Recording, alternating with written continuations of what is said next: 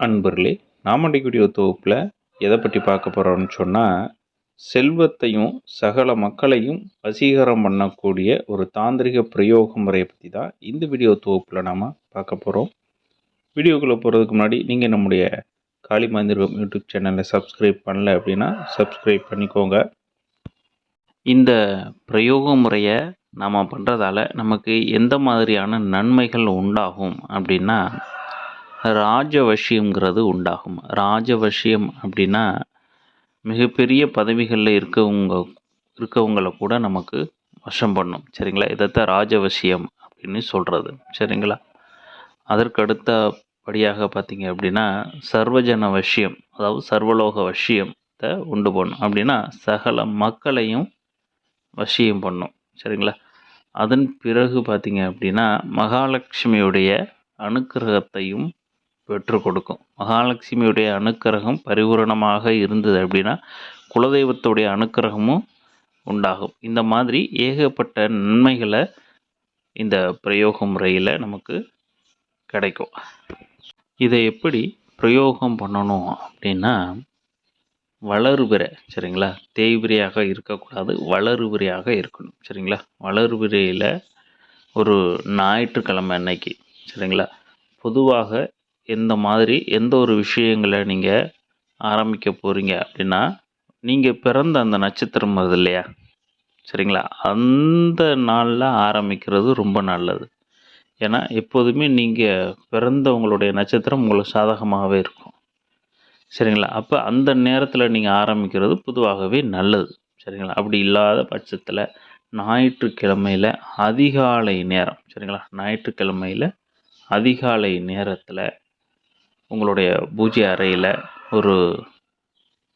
ஒரு தாம்பூலத்தட்டு, அதில் குங்குமத்தை பரப்பி, அதில் முக்கோணம் போட்டு, இல்லாட்டினா எந்திரத்துலையே குங்குமத்தில் முக்கோணம் பண்ணலாம், இல்லாட்டினா ஒரு செப்பு தகட்டில் ஒரு முக்கோணம் வரைஞ்சி, முக்கோணத்துடைய 3 மூலைகள்லையும் திரிசூலம் வரைஞ்சி, அதனுடைய மைய பகுதியில் நீங்கள் குங்குமத்தில் இது பண்ணீங்க அப்படின்னா ஒரு கற்பூரம் ஏற்றி வைங்க. நீங்கள் தகட்டில் இது பண்ணிங்கன்னா மகாலட்சுமியும் குலதெய்வத்தையும் மனசில் நினச்சி மஞ்சளும் குங்குமமும் வைங்க. சரிங்களா? தகடை அபிஷேகங்கள்லாம் முதல்ல பண்ணியிருக்கணும். சரிங்களா?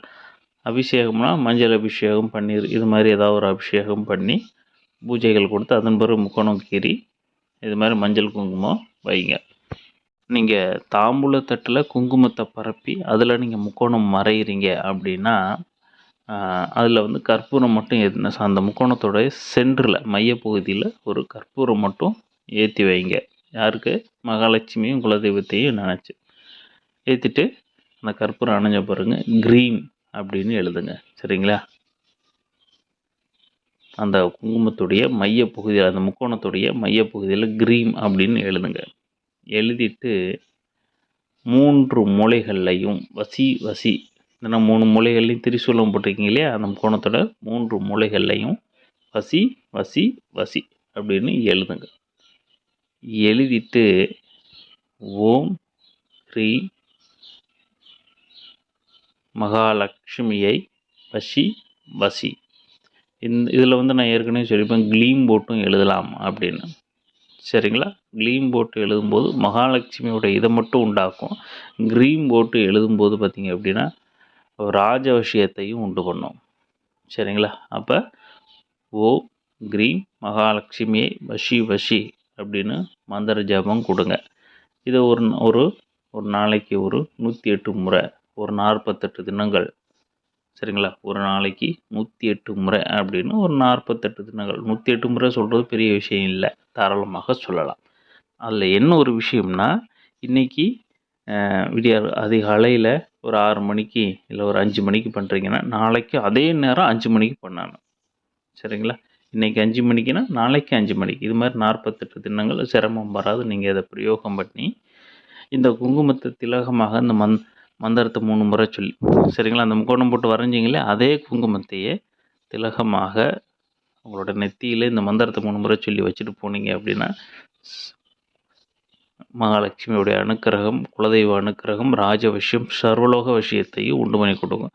நீங்கள் செப்பு தகட்டில் செய்யும்போது அதை சுருட்டி ஒரு தாயத்தில் அடைச்சி நீங்கள் உங்களுடைய கழுத்துலேயோ இல்லை வலது மணிக்கட்டுலையோ தாயத்தாக நீங்கள் கட்டிக்கிட்டீங்க அப்படின்னாலும் உங்களுக்கு குலதெய்வ வசியம், ராஜ வசியம், சர்வஜன வசியம், மகாலட்சுமியுடைய அனுக்கிரகத்தையும் கொடுக்கும். இதை வந்து ரகசியமாக பயன்படுத்தணும்பா. சரிங்களா?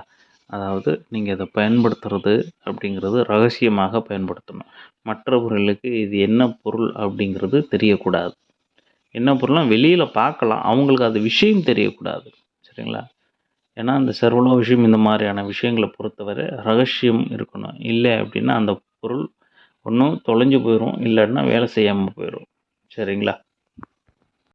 இதை நீங்கள் பிரயோக முறையை பண்ணி பாருங்கள். கண்டிப்பாக 4 பேர் மத்தியில் ஒரு மதிப்பு, மரியாதையெல்லாம் உண்டு பண்ணும் போக போக. இது உங்களுக்கே அனுபவத்தில் தெரிய ஆரம்பிக்கும். ஏன்னா இதெல்லாம் அனுபவத்தில் கைகண்டது தான்.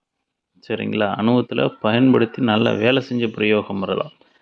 இதை முழு நம்பிக்கையோடு நீங்கள் பிரயோகம் பண்ணி பாருங்கள். உங்களுக்கே நல்ல மாற்றம் வரும். 4 பேர் மதிக்கக்கூடிய வகையில் உங்களுக்கு ஒரு மதிப்பு, மரியாதை உண்டாகும்.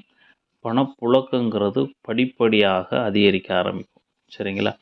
எல்லாரும் நான் இன்றைக்கி மந்திர ஜெபம் பண்ணேன், நாளைக்கே எனக்கு அப்படி மாறிடும் அப்படின்னா இல்லை.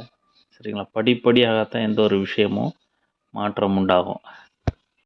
இதே பிரயோக முறையில் இந்த க்ரீம், அதாவது முக்கோணத்துடைய மையப்பகுதியில் க்ரீம் அப்படின்னு எழுதுறீங்களே, அதுக்கு பதிலாக க்ளீம் அப்படிங்கிறத போட்டு எழுதலாம். அப்படி எழுதும்போது பார்த்திங்கன்னா மகாலட்சுமியோட அனுக்கிரகம், வசீகரம், சர்வலோக வசீகரத்தை மட்டுமே உண்டு பண்ணுமே தவிர, இது பார்த்திங்க அப்படின்னா ராஜவசியத்தையும் குலதெய்வ அனுக்கிரகத்தையும் 4 பேர் மத்தியில் ஒரு மதிப்பு மரியாதையும் உண்டு பண்ணும் இந்த க்ரீம்ங்கிறத சேர்த்து எழுதும்போது. சரிங்களா? ரெண்டுக்கும் உள்ள வித்தியாசம் இதுதான். இந்த பிரயோக முறையில் வந்து ரெண்டையும் சேர்த்து கூட உச்சரிக்கலாம். இப்போ முக்கோணத்தில் க்ளீம், க்ரீம் ரெண்டையும் சேர்த்து எழுதி மந்திரத்தில் அதே போல் ஓம் க்ளீம் க்ரீம் மகாலட்சுமியே வசி வசி அப்படின்னு பிரயோகம் பண்ணிங்க அப்படின்னா இரட்டை பலன்கள் கிடைக்கும். சரிங்களா? இதை வந்து மகாலட்சுமியை மட்டும்தான் இது பண்ணி பிரயோகம் பண்ணணும் அப்படின்னு இல்லை, குலதெய்வத்துக்கும் பண்ணலாம். ஓம் க்ளீம் க்ரீம் குலதெய்வ பேரை சொல்லி இந்த பிரயோக முறையை பண்ணலாம்பா. சேம் பலன் கிடைக்கும். சரிங்களா? நீங்கள் நினைக்கலாம், ஏன்னா செல்வத்துக்கு அதிபதி மகாலட்சுமி ஆச்சே, அப்போ நம்ம குலதெய்வத்தை கும்பிடும்போது செல்வத்தை எப்படி கொடுக்கும் அப்படின்னு நீங்கள் நினைக்கலாம். அப்படி கிடையாது. குலதெய்வங்கிறது நம்மளுடைய கணக்கு புள்ள மாதிரி. புரியுதுங்களா? குலதெய்வங்கிறது நம்மளுடைய கணக்கு புள்ள மாதிரி. நாம் குலதெய்வத்தை வழிபட்டாலும் செல்வத்தை பெற முடியும். சரிங்களா? இதை நீங்கள் குங்குமத்தில் பிரயோகம் பண்ணீங்க அப்படின்னா அந்த குங்குமத்தை ஒரு மண் கலையத்தில் போட்டு பத்திரப்படுத்தி வச்சுக்கோங்க. வேறு யாரும் அதை எடுக்காத அளவுக்கு ஒரு தனிப்பட்ட இடத்துல வச்சுக்கிட்டு தினந்தோறும் அந்த குங்குமத்தை எடுத்து ஒரு 3 முறை மந்திரத்தை சொன்ன பிறகு நெத்தியில் வச்சுட்டு போனீங்க அப்படின்னா சுபம் உண்டாகும். இது அனுபவத்தில் கைகண்டது. சரிங்களா? இதில் மறைக்கிறதுக்கெல்லாம் ஒன்றும் இல்லை. இதை மறைச்சி நாம் ஒன்றும் பண்ண போகிறதில்ல. சரிங்களா? இதில் எந்த விதமான ஒளிவு மறைவுமே கிடையாது. தாராளமாக நீங்கள் பிரயோகம் பண்ணலாம். பொறுமையோடு நம்பிக்கையோடு இதை நீங்கள் பிரயோகம் பண்ணீங்க அப்படின்னா அச்சு பிசுகாமல் வேலை செய்யும். சரிங்களா? கண்டிப்பாக முயற்சி பண்ணி பாருங்கள். ஏன்னா சித்தர்கள் சுவடிகளில் இருந்து பெறப்பட்ட விஷயங்கள் இதெல்லாம் ஒருபோதும் பொய்க்காது. சரிங்களா? இந்த வீடியோ பற்றி உங்களுக்கு பிடிச்சது அப்படின்னா நம்முடைய காளி மாந்திரகம் யூடியூப் சேனலை சப்ஸ்கிரைப் பண்ணிக்கோங்க. நன்றி, வணக்கம்.